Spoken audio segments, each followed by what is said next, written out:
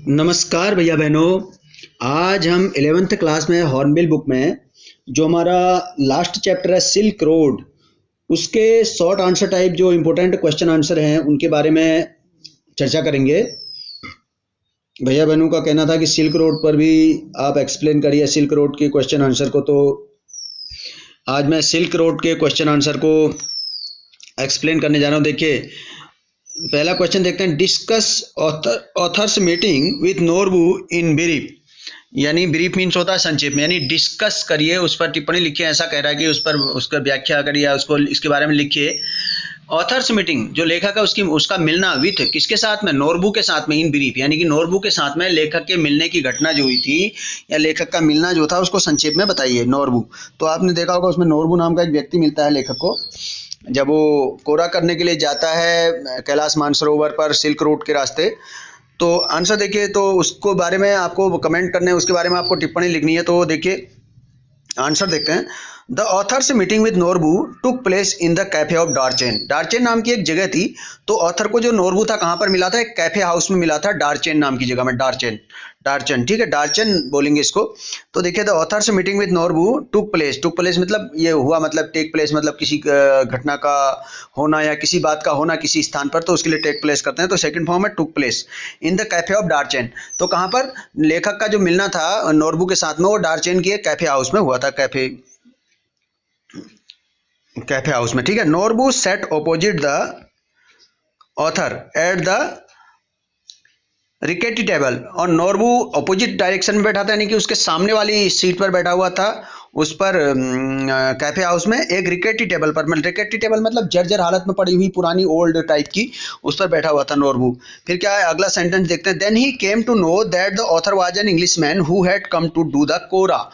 और तब उसे पता चला, केम टू नो मतलब पता चला, कम टू नो मतलब जानना, केम टू नो माने जान पाया या पता चला कि ऑथर जो था एक इंग्लिशमैन था, इंग्लिश, और who had come to do, who माने यहाँ पर जो, बीच में कनेक्टर का काम करेगा, ठीक है। हु तो इंट्रोगेटिव प्रोनाउन नहीं, यहाँ पर क्वेश्चन नहीं है, तो बीच में होता है तो कनेक्टर कहते हैं इसको, या रिलेटिव प्रोनाउन को कह सकते हैं आप। Who had come to do the kora, जो आया था कोरा करने के लिए। कोरा कहते हैं जो कि कैलाश मानसरोवर का जो पर्वत है उसके चारों ओर एक परिक्रमा होती है, उसको कोरा कहा जाता है, ठीक है। तो द सेम वाज नोरबूज पर्पज, और ऐसा ही नोरबू का भी पर्पज था, नोरबू का भी उद्देश्य कोरा करना ही था। तो the author was glad to find Norbu, तो ऑथर क्या था, ग्लैड हो गया, यानी खुश हो गया नोरबू को फाइंड करके। Who proved to be a helping hand for the author, जिसने जो who proved to be a helping hand for the author, जो कि ऑथर के लिए उसने मतलब जो एक हेल्पिंग हैंड हो सकता था, नहीं सहायक के रूप में हो सकता था, नहीं ऑथर के लिए सहायक सिद्ध हो सकता था वो।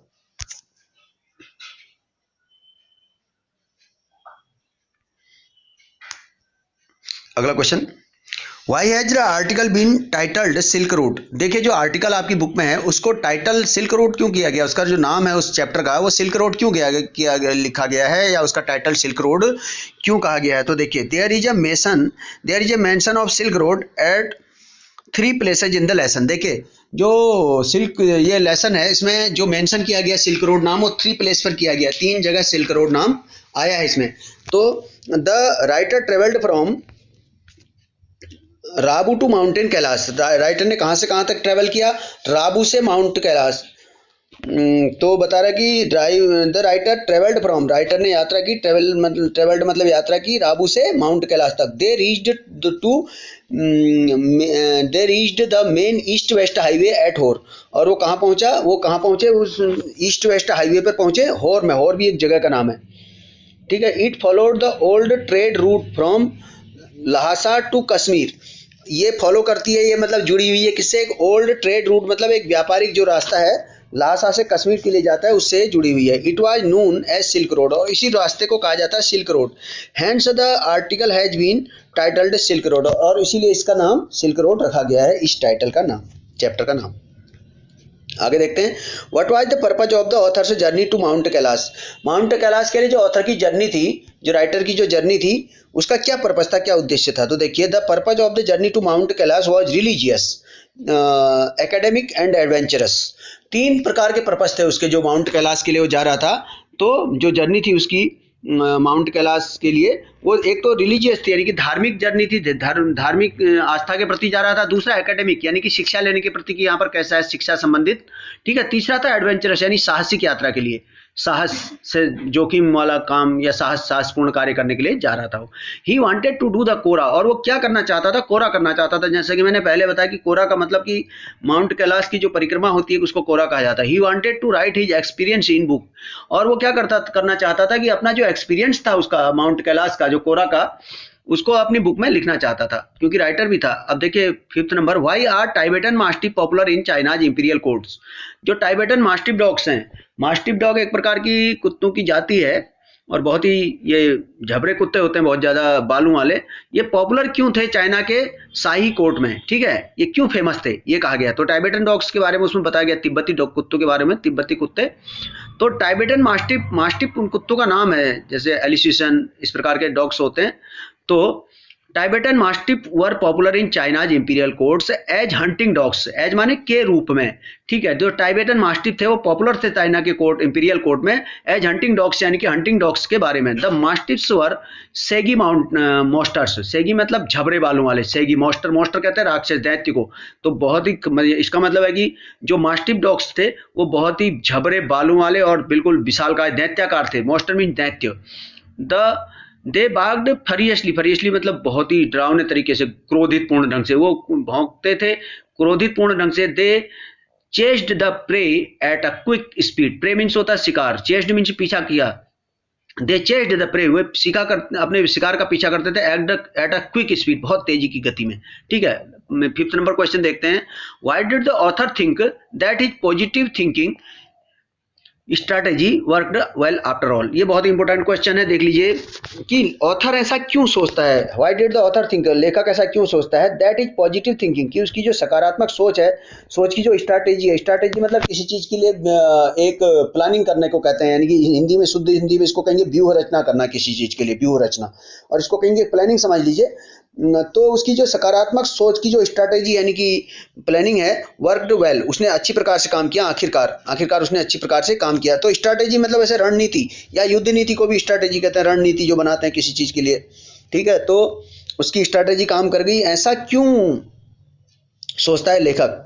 तो ऐसा क्वेश्चन है, why did the author think that his positive thinking strategy worked well after all, आखिरकार उसकी जो सकारात्मक सोच की स्ट्रैटेजी थी, रणनीति थी, वो कार्य कर गई भली प्रकार से। तो आंसर देखिए, डेनियल एंड सेतन, इसको सेतन पढ़ेंगे, Daniel and Tsetan had left the company of the author, he was alone. तो उसके साथ दो लोग थे, पहले डेनियल नाम का एक व्यक्ति था और दूसरा था सेतन, लेकिन उन्होंने उसको बीच में ही छोड़ दिया था क्योंकि उसका जो हेल्थ प्रॉब्लम हो गई थी उसको कुछ, तो हेल्थ इश्यूज की वजह से उन्होंने उसको छोड़ दिया था बीच में, उसकी कंपनी को। तो उसको लास्ट में मैंने ऊपर जैसे कि बताया, तो आपको अगले क्वेश्चन में लिखा है कि उसको नोरबू नाम का एक व्यक्ति मिलता है, उसके साथ में उसने कोरा किया था। तो Daniel and Tsetan had left company of the authors, he was alone. अब डेनियल और सेतन ने तो उसकी कंपनी छोड़ दी थी, उसका कंपनी मीन्स होता है साथ देना, उसका साथ छोड़ दिया था, वो अलोन था, अकेले था। When he met Norbu at the cafe of Darchen, जब वह कैफे ऑफ डार्चेन में नोरबू से मिला, यानी कि डार्चेन के कैफे में नोरबू से मिला, ही thought that is positive thinking strategy worked well after all because, तो उसने सोचा कि उसकी जो